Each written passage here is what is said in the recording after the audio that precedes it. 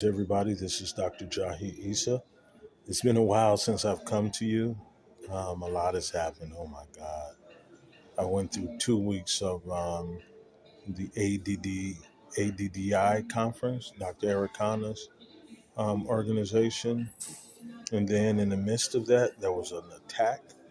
We traveled to Bobo Delacy, and in the midst of that trip, there was an attack on the AES.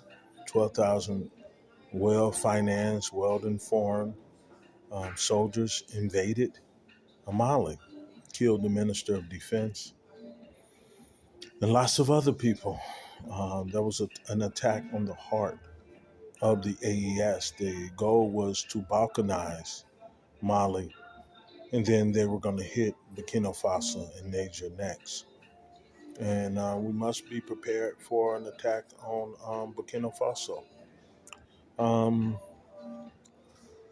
I am not really, for the most part, involved with AES anymore.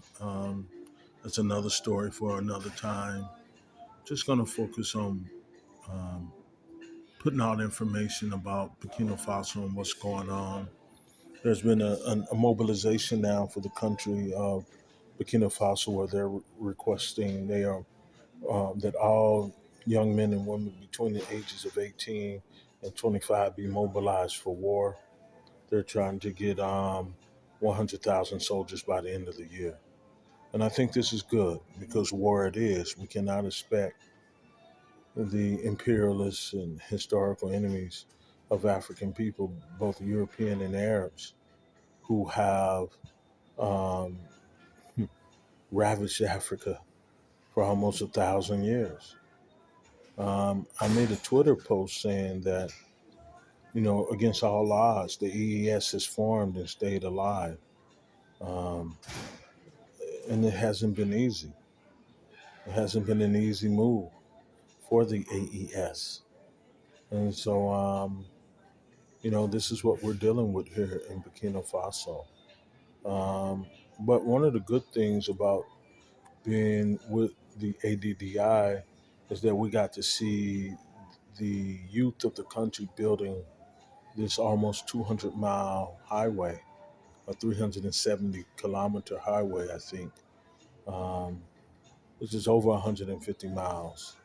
Um, and it's all young Burkina Bay people doing it with equipment at a fraction of the cost that was initially analyzed to be. And so, under the leadership of President Traore, he's able to mobilize the youth, buy the equipment, use Burkina Bay engineers to do this work, which is very important. It's important that the youth, who are the future of the continent, understand that they can do this themselves. They can build their own country. And so much is needed in Burkina Faso.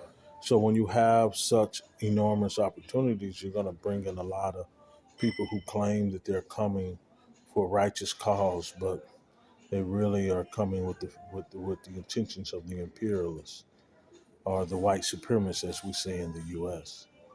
So I've been in Burkina Faso now going on 11 months, and now soon next month complete my first year here.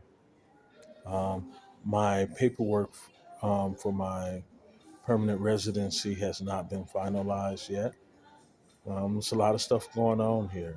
There's a lot of things going on. Old systems don't die easy, and there's still a lot of loyalty to the French and the West, and America has stepped in to get a part of it or try to. And so this is what we're dealing with here. But I'm still here, thank God. I'm alive and well. It's almost 10 o'clock p.m. here today in Burkina Faso time. And just tell me what you want to hear, and I'll try my best to get to it. My transportation has been down for several weeks. That's a whole nother story.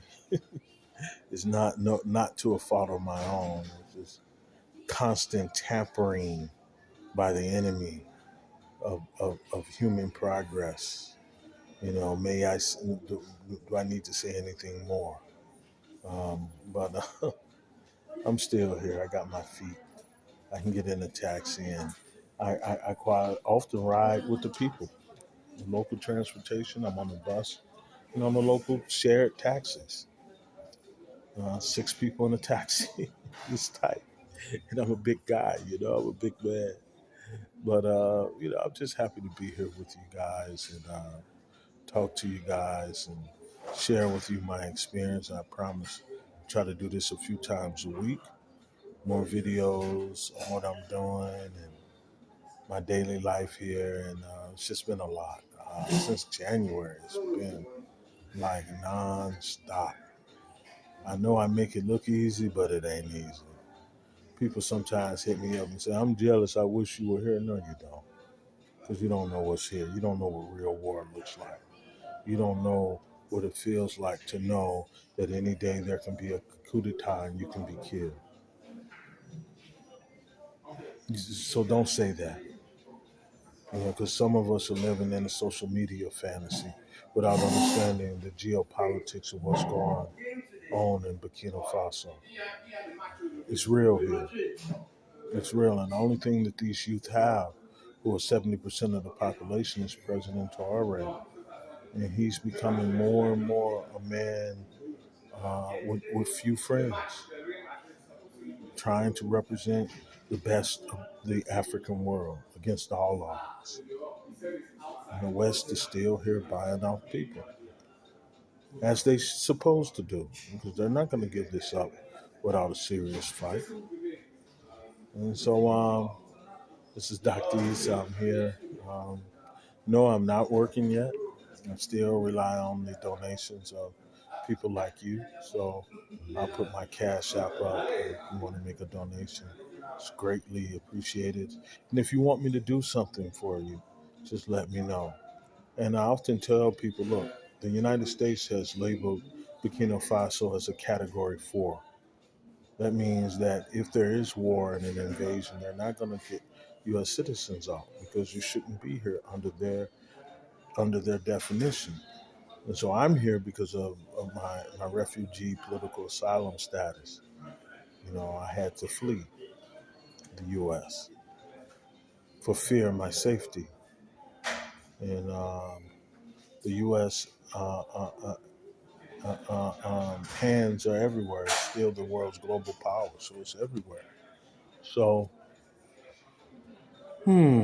what else can I say? I'm going to share, I want to get a lot more detail on what's going on and how it's going on. And you guys allow me and be patient with me. God bless you.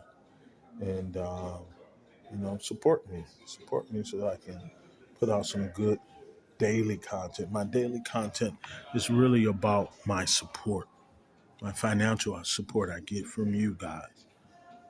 And I can't say it any different than that. But God bless y'all. I am here. I am safe. I am healthy. There's a lot of stuff going on, though.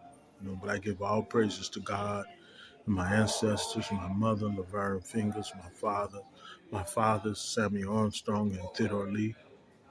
I give all praises to my bloodline, my ancestors in the United States, and those of my ancestors here in Africa. I give all praises to them. Without them, I'm nobody. So I'm good. I'm good. All right. Take it easy. Bye-bye.